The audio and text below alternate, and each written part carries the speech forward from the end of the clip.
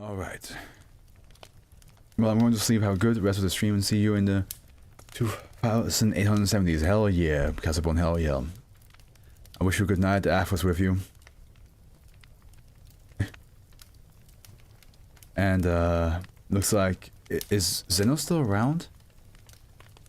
Or did Zeno leave? I haven't seen his name pop up in a while. We have a author without an office page called Malum Lupus. I wonder if that has something to do with, you know, wolves. Because... or dogs. I mean, I believe Lupus is supposed to be...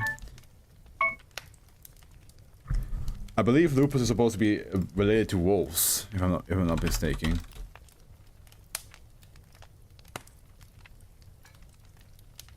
Never mind. When given Lupus, it's a immune situation. But I thought... Yeah, no. Canis lupus is a wolf. Yeah, lupi can refer to wolves. Weird that it didn't show me that. Okay. Alright, well, Malum... was it Malum? Yeah, Malum Lupus, no office page. They wrote... I just now realized that the mold emoji is also green. Here, like it... Oh, never mind, it's not, never mind. It's all good. Jeremy's Kingdom. That's our next SCP. And now...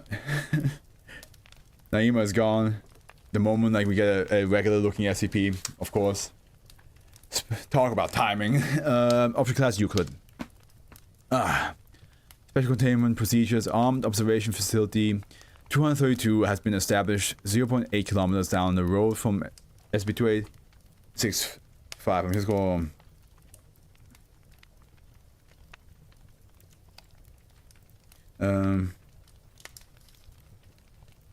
My question...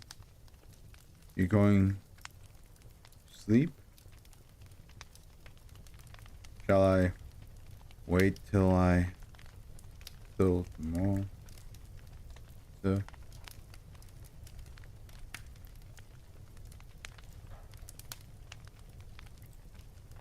There we go. Okay. Okay. Down the road from SCP-2865 to Scotland National Park Service MPS Ranger Station.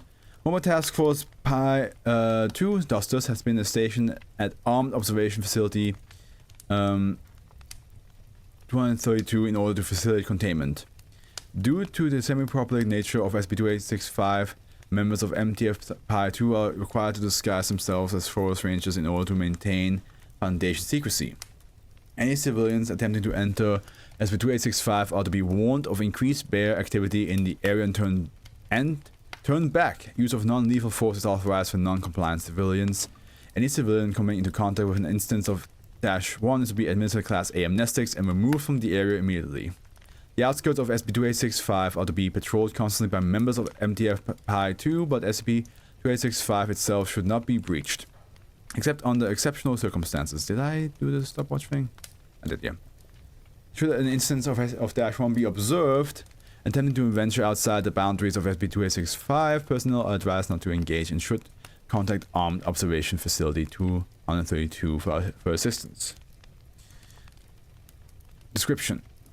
SCP-2865 is a stretch of woodland measuring roughly 8 square kilometers, located in the Beaver Head Deer Lodge National Forest in the southwestern region of Montana.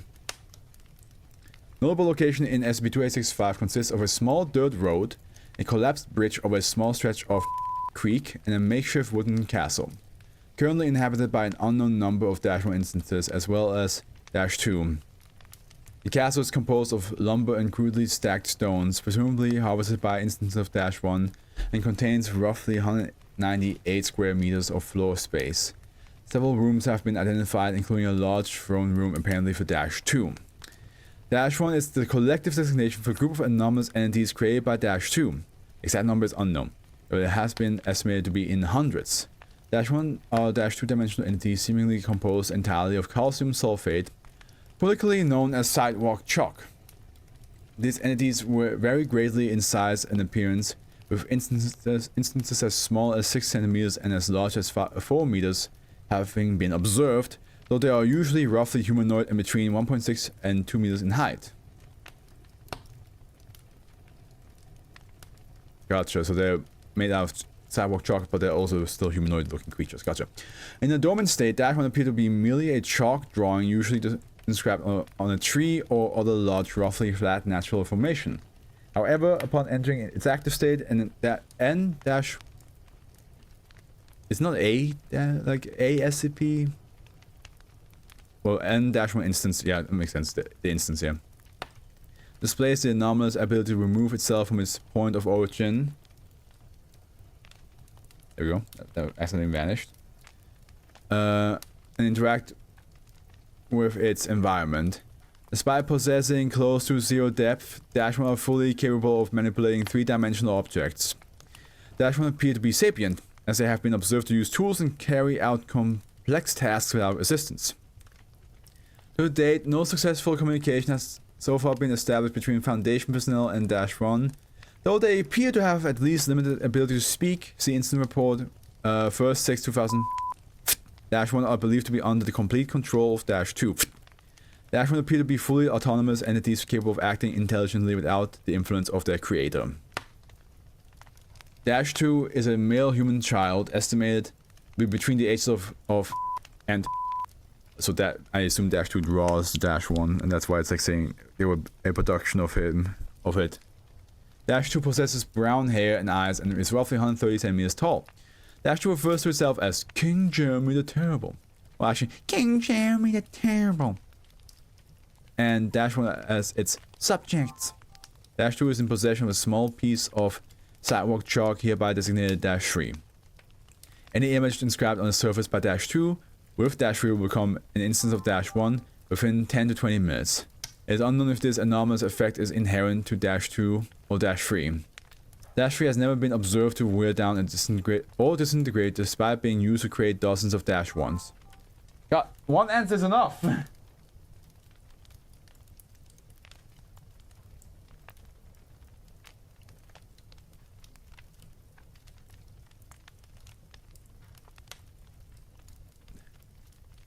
And it is unknown if this anomalous effect is inherent to Dash-2 or Dash-3. Dash-3 has never been observed to wear down. Research conducted by Foundation agents into Dash-2's origins have brought up a police report from Billings, Montana for a 8-year-old child named Jeremy, reported missing from his home on the 7th, 2000. Pictures of this individual match the appearance of Dash-2 almost exactly. According to records kept by the Montana School Boards Association, was expelled from his public school roughly 2 months before his disappearance for severely injuring another student with a pencil. Yeah, that'll do it. That'll do it. On the 12th, 23rd, 2000, Foundation personnel operating at Armed Observation Facility 232 noticed a small handwriting note affixed to a nearby tree, apparently written by Dash-2 and delivered in the early hours of that morning. In its writing, Dash-2 expressed awareness of the Foundation and extended an invitation for Foundation personnel to visit its kingdom. It appears that Dash-2's awareness of the Foundation does not extend beyond awareness of the name and of extended monitoring by personnel, as such does not constitute a leakage of confidential information. A full transcript of the note is included below. Dear SCP, I know you have been watching me. I know you want to contain me, but I'm a force to reckoned with. Mark my words, you want me as your ally.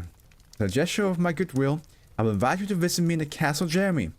We'll talk about being allied, but be warned, I'm very powerful. If you displease me, I will have your heads cut off. Bring gifts. King Jeremy the Great and Terrible. Incident Report 1/6/2000. Director of Armed Observation Facility 232. Decided to send a small group of Foundation personnel to establish contact with Dash-2 with the secondary goal of capturing it for containment in a more secure Foundation facility. Would it make more sense if the little kid was Dash-1, because it's like he's creating Dash-2s? Wouldn't that make more sense? Personnel deployed consisting of 3 members of MTF Pi 2 agents and, as well as Doctor, the personnel entered SB2865, where they were escorted to Castle Jeremy by an instance of -1. All personnel were armed with small sidearms and agent, and a hidden video recording device mounted on his uniform. A complete transcript of the incident is below. Doctor and the 3 MTF agents are led into -2's castle by an instance of -1. 7 others are present in the castle. All instances of -2 are at the insistence of -2. All 4 of them kneel before -2's throne. Greetings, -2. You will say my real name, or I will have them cut off your head. Do what he says. My apologies, King Jeremy. How did you come to be aware of the SCP Foundation activities in your kingdom? Some of my subjects saw your spies snooping around in the woods and watching us with little cameras. You can't fool me. I know my parents sent you to bring me back to school. I see our attempts at secrecy are wasted on you. How did you create the instances of me? I mean, your subjects. It's easy, stupid. I just drew them with my magic chalk. I see. What about... Enough of these questions. Where are my royal gifts? Doctor signals the 3 agents to bring the fourth gift. Agent takes a box of plastic race cars from his pocket. Agent takes a $20 bill from hers. An agent takes a bag of assorted lollipops out of his. These items are presented to -2. -2's face begins to turn red with anger. These are terrible gifts. I hate you. Pointing to the largest present instance of -1. I hate them. I hate them. Cut off their heads. Agent reaches for his firearm, but Agent prevents him. -1 do not respond for a period of roughly 5 seconds. Abruptly, the largest instance lunges toward -2, pulling him off the throne and throwing him to the ground. Ow, what are you doing? I'm your king. How do you stop? No more king. The instance of -1 places its foot on -2's back, preventing him from getting up. It then makes eye contact with Doctor and points a finger towards the castle exit. Several others move threateningly towards the Foundation personnel. Don't hurt him. Come on, Doc. Gotta go. But Agent pulls Doctor out of the castle. Exiting both they and the other 2 agents begin to run back towards Armed Observation Facility 232. The log concludes roughly 20 minutes later. Upon arrival at Armed Observation Facility 232. So they just ran while the child is getting fucking assaulted by a chalk drawing? Shouldn't they have at least... Oh god.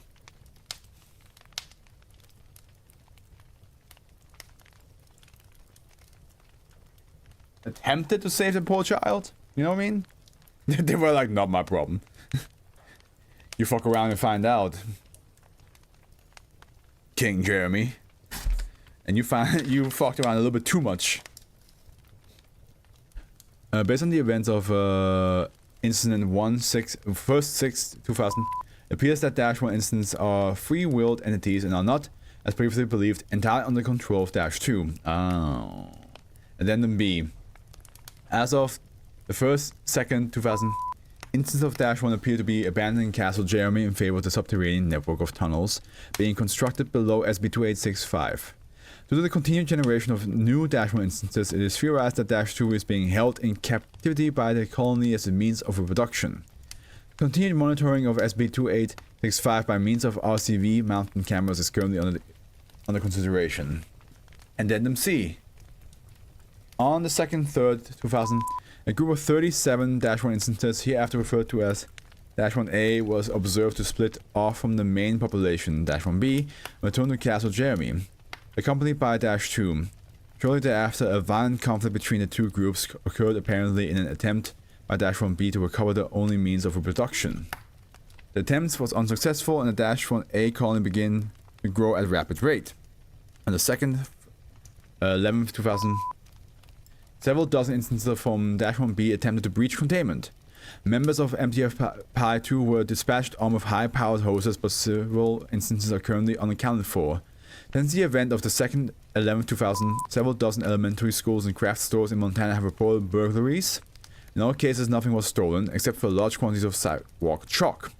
These cases are under investigation by the Foundation for possible links to SCP-2865. They're possible links? Of course they are. Of course they are.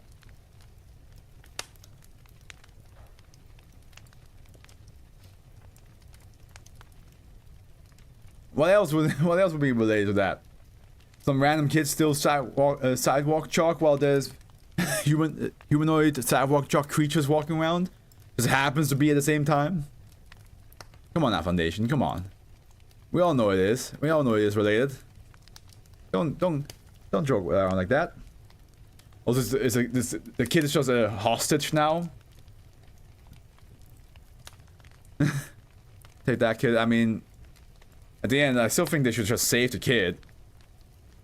Yeah, the kid had an ego, but you know, kids be kids. Especially if you just show that you are more powerful than the kid, and then he's gonna be like, okay, I will stop acting the way I do.